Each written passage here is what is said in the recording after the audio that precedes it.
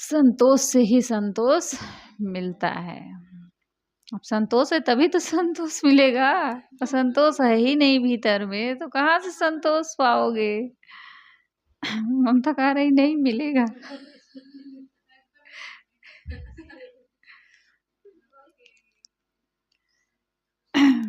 लाओ जे जी कहते हैं, जब पृथ्वी पर ताओ का शासन होता है। ताओ का अर्थ जानते हो? ताओ का अर्थ है जड़ चेतन सृष्टि में व्याप्त शाश्वत नियम। जब पृथ्वी पर ताओ का शासन होता है तब तीव्रगामी घोड़े खाद डालने वाली गाड़ी खींचते हैं। अब इसको कोई क्या समझेगा। कहेंगे क्या बोलते हैं संत लोग उल्टा पुल्टा। जब पृथ्वी से ताओ का लोप हो जाता है तब हरे भरे खेतों में युद्ध के घोड़े पाले पोसे जाते हैं। अब इसका अर्थ कौन लगा पाएगा, क्या समझेंगे लोग। जब पृथ्वी पर ताओ का शासन होता है तब तीव्र घोड़े खाद डालने वाली गाड़ी खींचते हैं। ताओ क्या है? जड़ चेतन सृष्टि में व्याप्त शाश्वत नियम। प्राणियों में नित्य नियम है कि वे चोट नहीं चाहते, मृत्यु नहीं चाहते। दूसरों को चोट पहुंचाना और मार डालना विश्व मानवीय नियम के विरुद्ध है। जब तक अहिंसा रूपी विश्व नियम का आदर रहेगा तब तक युद्ध नहीं होगा। कब तक युद्ध नहीं होगा? नहीं सुने हो। जब तक अहिंसा रूपी विश्व नियम का आदर रहेगा, जब तक भीतर में अहिंसा रहेगी, अहिंसा की भावना रहेगी, हम किसी को चोट पहुंचाना चाहेंगे? नहीं पहुंचाना चाहेंगे। तो जब तक अहिंसा रूपी विश्व नियम का आदर रहेगा तब तक युद्ध नहीं होगा। ऐसी स्थिति में घोड़े क्या करेंगे? रचनात्मक काम में लगेंगे। जब युद्ध नहीं होगा, अबे राजा महाराजा के जमाने की बात है, स्वयं एक राजा के यहाँ रहते थे लाओजे जी, तो वो सब पूरा देखे थे वो स्थिति कि जब युद्ध नहीं होगा तो जो घोड़े रहेंगे वो रचनात्मक काम करेंगे, खेती बाड़ी करेंगे, अच्छा काम करेंगे। और युद्ध होगा तो फिर युद्ध में लड़ने जाएंगे, तो कहाँ रचनात्मक काम वो कर सकते हैं।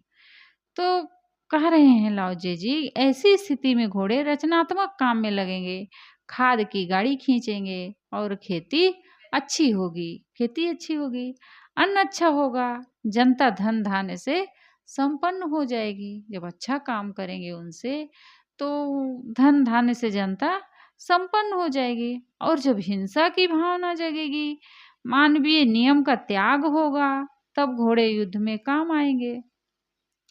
जब हिंसा फैलेगी, युद्ध होगा, तब घोड़े युद्ध में काम आएंगे। और अन्न पैदा करने वाले खेतों में युद्ध के घोड़े पाले पोसे जाएंगे। फिर जो खेती है उससे फिर उनका पालन पोषण होगा। खेती का नाश होगा, प्रजा दरिद्र होगी, भूखमरी फैलेगी। कोई मानवतावादी मनुष्य किसी प्रकार का युद्ध, लड़ाई, विवाद, कलह स्वीकार नहीं करेगा। चाहे अस्त्र शस्त्र की लड़ाई हो और चाहे परिवार समाज किसी समूह के कलह की लड़ाई हो, सदैव मनुष्य के सुख शांति की विरोधी है। कभी भी कलह चाहे जहाँ होती है, चाहे परिवार हो, घर हो, समाज हो, देश हो, चाहे जहाँ लड़ाई होगी तो वहाँ फिर अशांति ही फैलेगी, वहाँ दरिद्रता फैलेगी, कलह होगी। जो अभी कोई घर में ही, जिस घर में ही लड़ाई बराबर होती है वो घर उन्नति नहीं कर पाता है, क्योंकि दिन रात अशांति फैली हुई है घर में। तो कोई कमाना नहीं चाहता है, कमा भी लिए हैं तो उसको स्वयं रखना चाहते हैं, देना नहीं चाहते हैं, परिवार के प्रति प्रेम ही नहीं रहता है, तो घर कहाँ उन्नति कर पाएगा, वहाँ सदैव कलह ही लगा रहेगा। कह रहे हैं चाहे अस्त्र की लड़ाई हो और चाहे परिवार समाज तथा किसी समूह के कलह की लड़ाई हो, सदैव मनुष्य की सुख शांति की वो विरोधी है, कभी उनके लिए वो लाभकारी नहीं हो सकती है। बहुत इच्छाओं से भरा होना, इससे बढ़कर और कोई पाप नहीं है। बहुत इच्छाओं से भरा होना, इससे बढ़कर कोई पाप नहीं है। इच्छाओं से भरा मन नरक है, इच्छाओं की आग में मनुष्य जलता है। विवेक विरुद्ध इच्छाओं के कारण ही संसार में सारे पाप होते हैं। ये उस समय के ज़माने में राजे महाराजे इच्छाओं के बस होकर के तो ये राज्य जीत लेते हैं, उस राज्य पर हमला कर देते हैं, वहाँ लड़ाई करते हैं। इच्छाएं ही थी, उनकी कामनाएं ही थी कि ना उनको स्वयं संतोष देती थी उनके जीवन में, और ना जनता को शांति मिलती थी। उनके कारण अनेक प्रकार के आदमी को दुख लगा रहता था। तो ये इच्छाओं के कारण ही मनुष्य किसमें जलता है? नरक की आग में जलता रहता है। विवेक विरुद्ध इच्छाओं के कारण ही संसार में सारे पाप होते हैं। चोरी, हत्या, व्यभिचार, झूठ, कपट, छल, विश्वासघात, सारे पापों के मूल में क्या है? मनुष्य के मन की प्रदूषित इच्छा। जो मन में प्रदूषण बना हुआ है, प्रदूषण ही तो है। हमारे भीतर जितनी ही कामनाएं या चाहनाएं या विकार बढ़ रहे हैं, वो प्रदूषण है हमारे लिए। और वो भीतर के प्रदूषण अपना प्रदूषण फिर फैलाते हैं बाहर भी। भीतर का प्रदूषण बाहर फैलता है। तो प्रदूषित इच्छाएं ही सारे पाप के मूल में होती हैं। चाहे कुछ भी आदमी करता है, चोरी करता है, हत्या करता है, व्यभिचार करता है, झूठ, कपट, छल, बेईमानी, राग, द्वेष, झगड़ा, झंझट, जो कुछ करता है, सारे पाप के मूल में मनुष्य के मन की ये अनर्गल इच्छाएं होती हैं। संतोष के अभाव से बड़ा और कोई अभिशाप नहीं है। संतोष के अभाव से बड़ा और कोई अभिशाप नहीं है। अभाव क्या है? कमी होना, संतोष की कमी होना, अभाव होना, यानी कि वो है ही नहीं वहां पर। भयंकर बुराई के असंतोष, पूंजीपति भी असंतोष की भट्टी में जलता है। धर्म प्रचार की तृष्णा बनाकर कितने धर्म गुरु इस संबंध में असंतोष में जलते रहते हैं। पद प्रतिष्ठा, सम्मान, संतान आदि में असंतोष रखकर पीड़ा के सिवा क्या है? समस्त लौकिक उपलब्धियों की तृष्णा आकर बैठ जाती है। इसलिए मनुष्य संतोष नहीं पाता है। संसार अपूर्ण जानकर रुकने से ही संतोष मिलेगा। जितना ही हम दौड़ते जाएंगे इच्छाओं के पीछे, उतना ही इसकी थाह नहीं है कितनी है, ये कितनी है। संसार की थाह लगा पाना बहुत कठिन है, थाह लगा ही नहीं सकता है कोई। और इस संसार में कोई दौड़ता रहेगा तो फिर वो दौड़ता रहेगा, दौड़त दौड़त दौड़िया, वो दौड़ता ही रहेगा, उसको कहीं शांति नहीं मिल सकती है। लेकिन बैठा रहे सो पथ कटे, चला चली नहीं पार। जो बैठा रहेगा उसका रास्ता पूरा हो जाएगा, और जो दौड़ता रहेगा उसको कभी संतोष नहीं मिलेगा। एक के बाद एक चाहना, एक के बाद एक कामना उठ के खड़ी हो जाएगी, और आदमी उसमें जलता रहेगा जीवन भर।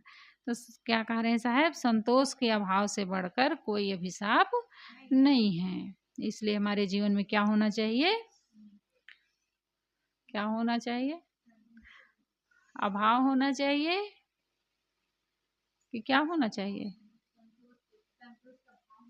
संतोष का भाव होना चाहिए, यानी भीतर से भरा होना चाहिए। सब कुछ जो मिला है वो बहुत है, जितना मिला है उतना बहुत है, कम नहीं है हमारे पास। स्वामित्व की इच्छा से बढ़कर और कोई दोष नहीं है। स्वामित्व की इच्छा से बढ़कर कोई दोष नहीं है। मैं घर, परिवार, धन दौलत का मालिक बनूं, इतना बड़ा आश्रम है इसका मालिक मैं बनूं, इतना बड़ा मंदिर है इसका मालिक मैं बनूं, ऐसे आदमी के भीतर चाहना उठ जाती है। ये स्वामित्व की इच्छा कि घर परिवार का मालिक मैं रहता, मैं अच्छे से चलाता, मैं अच्छी व्यवस्था देखता। ये तो बड़े बने हैं, ऐसे करते हैं, वैसे करते हैं, और शायद हमें बड़ा बना दिया जाएगा उनकी जगह में, तो हम कैसे करेंगे? पहले अपने भीतर थोड़ा झांक लें कि हम बड़े बन जाएंगे उनकी जगह में तो हम कैसे करेंगे?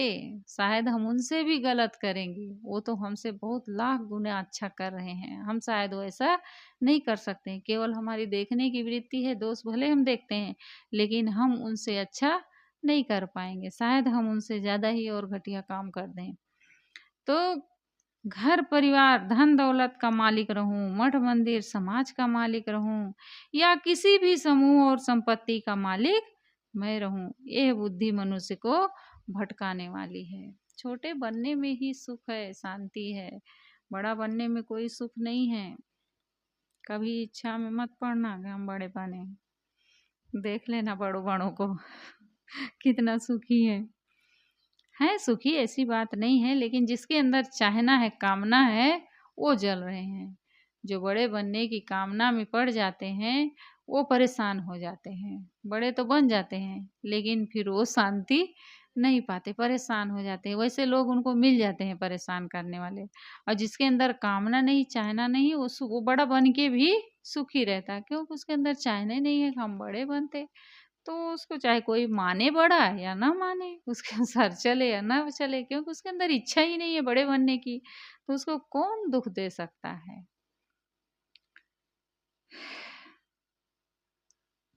तो चाहे किसी भी समूह और संपत्ति का मालिक रहूं, यह बुद्धि मनुष्य को भटकाने वाली है। मालिक बनने की चेष्टा दोष ही नहीं, महापाप है। यदि परिवार, समाज, कंपनी, पार्टी आदि की सेवा करने का दायित्व मिले तो सेवक बनकर उनकी सेवा करना चाहिए। क्या बनना चाहिए?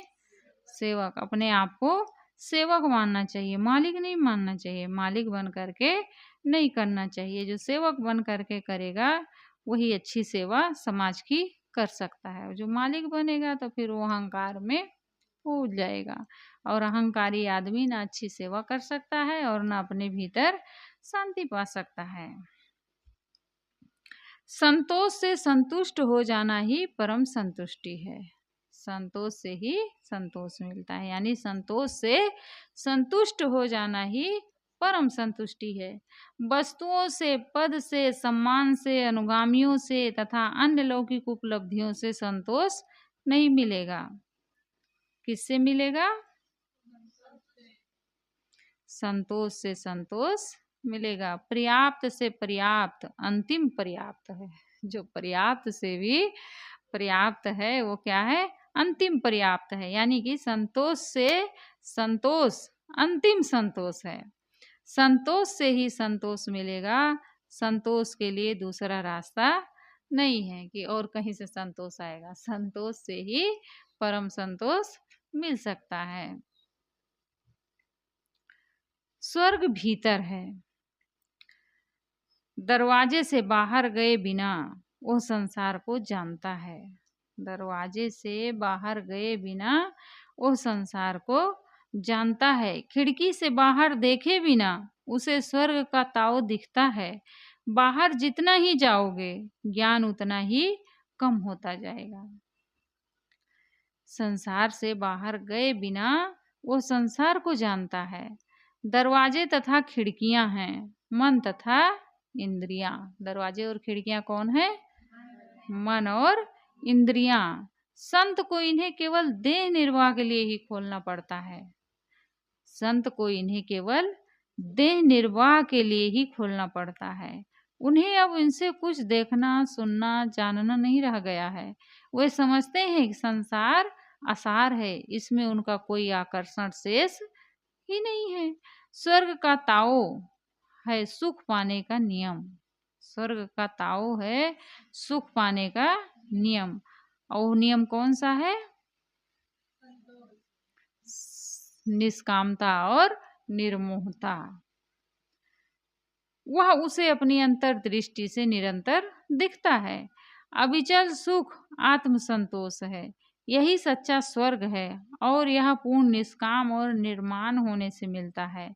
इस तथ्य को संत अपने विवेक से समझते हैं, इसलिए उन्हें स्वर्ग का द्वार बाहर नहीं खोजना पड़ता। इस तथ्य को संत अपने विवेक से समझते हैं। क्या समझते हैं? कि सच्चा स्वर्ग किससे मिलता है? निष्काम और निर्माण होने से। इसलिए उन्हें स्वर्ग का द्वार बाहर नहीं खोजना पड़ता है। निष्काम हो गए, निर्माण हो गए, स्वर्ग का दरवाजा खुल गया उनके लिए। यानी जीवन में सुख और शांति आ गए। जितना ही हम कामनाओं में पड़ेंगे, अहंकार में पड़ेंगे, उतना ही जलते रहेंगे। हमारे लिए फिर नरक का द्वार खुलेगा। अहंकार ही नरक है। जहाँ अहंकार है वहाँ नरक है। तो जितना ही हम निष्काम और निर्माण होंगे, साहब कहते हैं उनके लिए मानो स्वर्ग का दरवाजा खुला है। उन्हें बाहर नहीं खोजना है स्वर्ग की, बाहर कहीं स्वर्ग है मिलेगा तब हमारे जीवन में सुख और शांति आएगी। सुख और शांति निष्काम और निर्माण होने से ही मिल जाती है। स्वर्ग निष्काम और निर्माण होने से ही मिलता है। बाहर जितना ही जाओगे ज्ञान उतना ही कम होता जाएगा। सब कहते हैं आने जाने देखने सुनने से ज्ञान बढ़ता है, और लाहौर जी कह रहे हैं बाहर जितना ही जाओगे उतना ज्ञान कम होता जाएगा।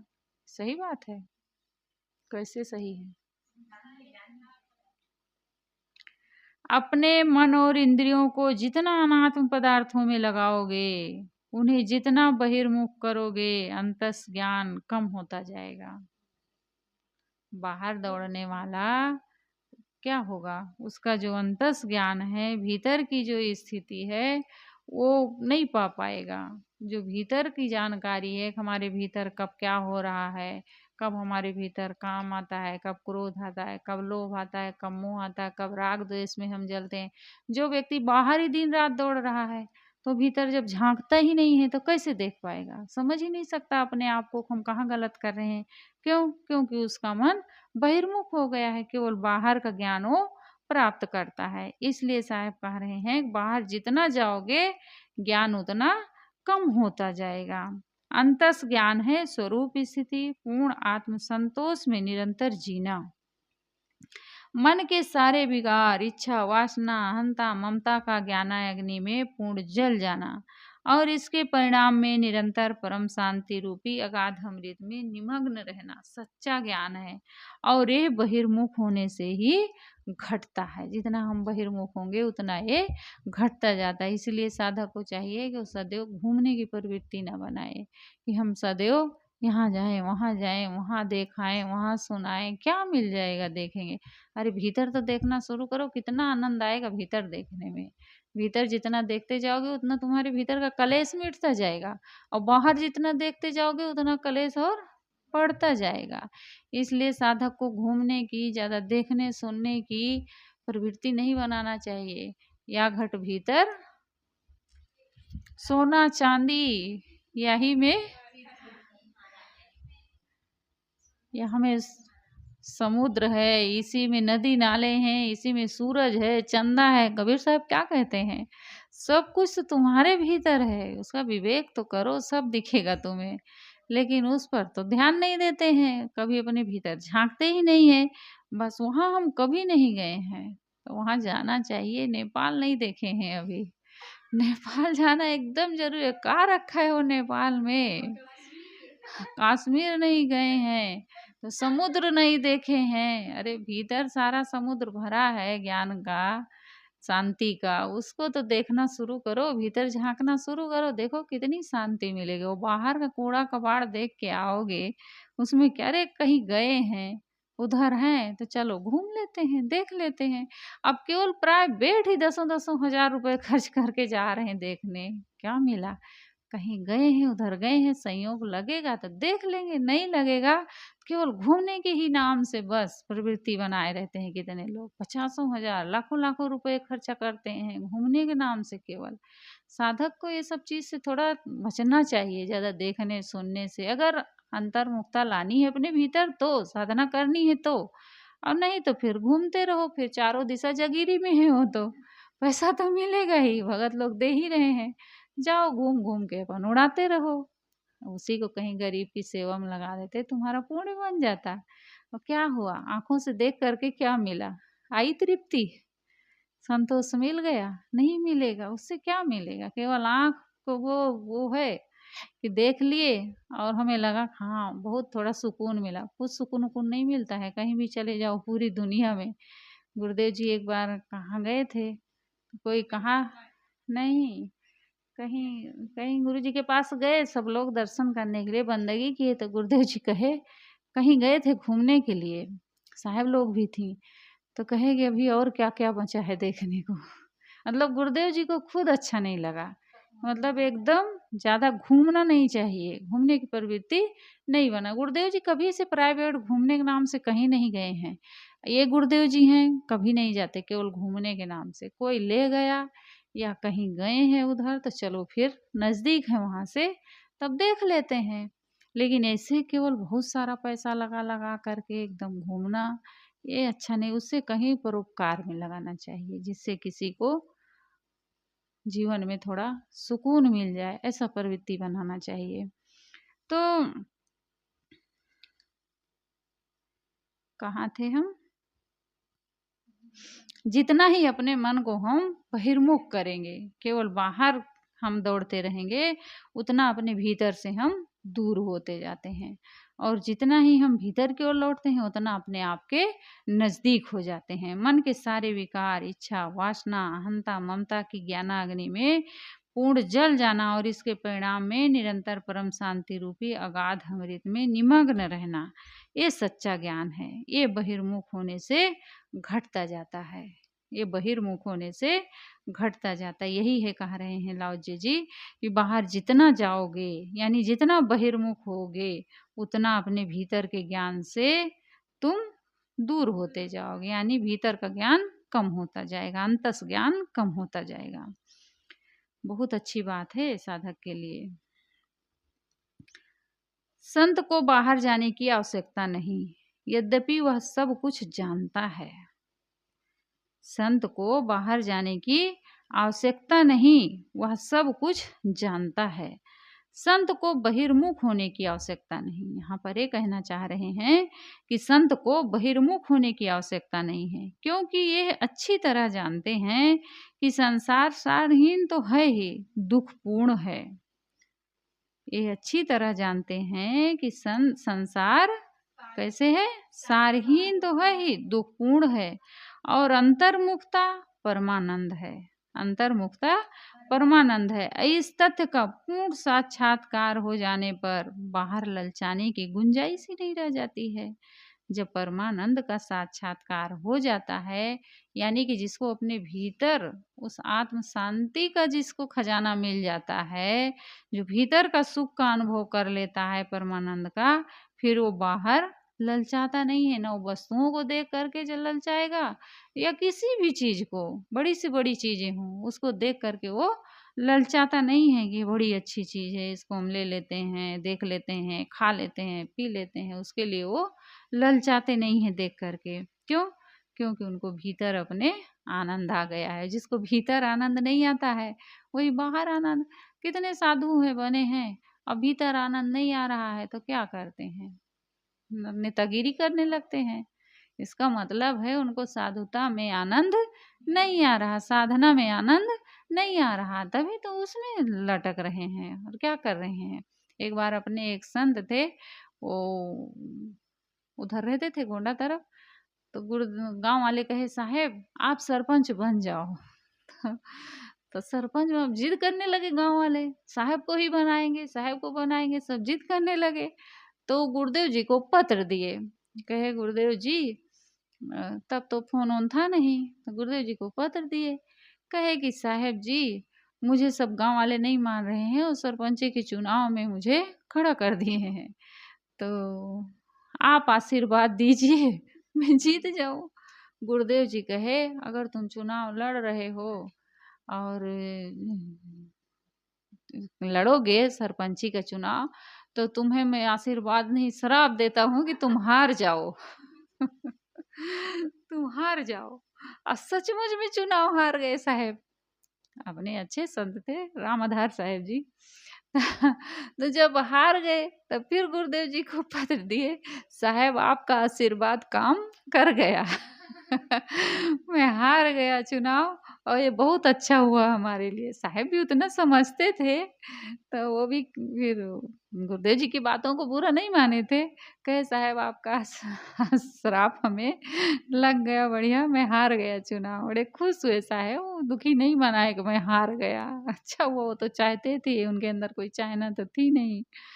तो गुरुदेव जी कभी इन सब चीज़ों को नहीं पसंद। तो मैं कह रही थी कि जिसको भीतर का परमानंद का अनुभव हो जाएगा वो इसको करेगा, वो बाहर दौड़ेगा पद के लिए, प्रतिष्ठा के लिए, मान सम्मान के लिए, या गद्दी महांती के लिए, या कोई भी चीज़ें हैं बाहर की, उनके लिए वो दौड़ेगा नहीं, क्योंकि उसको भीतर का आत्म साक्षात्कार जिसको हो गया, फिर वो बाहर नहीं ललचाता है देख करके। उसके लिए बड़ी से बड़ी चीजें तुच्छ लगती हैं, ये सब छूटने वाली, नाशवान, दुखपूर्ण ऐसा समझता है, सारहीन है ऐसा समझता है। क्यों हंस रही हो? मच्छर काट रहे हैं? छत्तीसगढ़ में मच्छर नहीं काटेंगे तो क्या काटेंगे? उसे देखने की आवश्यकता नहीं, यद्यपि उसे सब कुछ स्पष्ट है। बाहर देख देख कर केवल मन का उपद्रव ही इकट्ठा किया जाता है। संत को सब समय साफ दिखता है कि मन इंद्रियों से प्रतीयमान सब कुछ अनाथ, अनित्य और दुखपूर्ण है। संत को सब समय साफ दिखता है कि मन इंद्रियों से प्रतीयमान सब कुछ अनाथ, अनित्य और दुखपूर्ण है, और मन इंद्रियों का व्यापार समेटकर आत्म संतोष परमानंद है। उसको देखने की आवश्यकता नहीं है, यद्यपि उसे सब कुछ स्पष्ट है। क्या स्पष्ट है?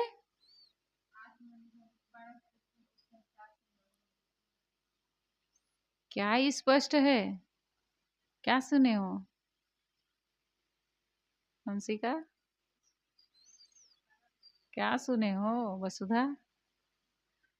कोई नहीं सुने हो ठीक से। उसे स्पष्ट है कि संसार का जो उपद्रव है वो सब केवल प्रपंच है। जितनी भी चीजें हैं वो हमारे लिए केवल उपद्रव का काम करती हैं। उस ये जो इंद्रियों से जो कुछ प्रतीतमान है वो सब अनात्म है, अनित्य है, छूटने वाला है, दुखपूर्ण है। वो ऐसा सोच करके अपने मन इंद्रियों के व्यापार को समेट लेते हैं। मन इंद्रियों का जहाँ तक व्यापार है उसको समेट लेते हैं और आत्म संतोष परमानंद में स्थित होते हैं। इसलिए उन्हें कुछ देखने की आवश्यकता नहीं होती है। पूरा संतों के लिए है। उसे कुछ करने की आवश्यकता नहीं, यद्यपि उसका सब पूरा है। जो पूर्ण काम, आप्त काम, प्राप्त काम, निष्काम, तृप्त काम, आत्मसंतुष्ट है, उसका सब कुछ पूरा है। फिर उसे अब क्या पाना शेष रह गया?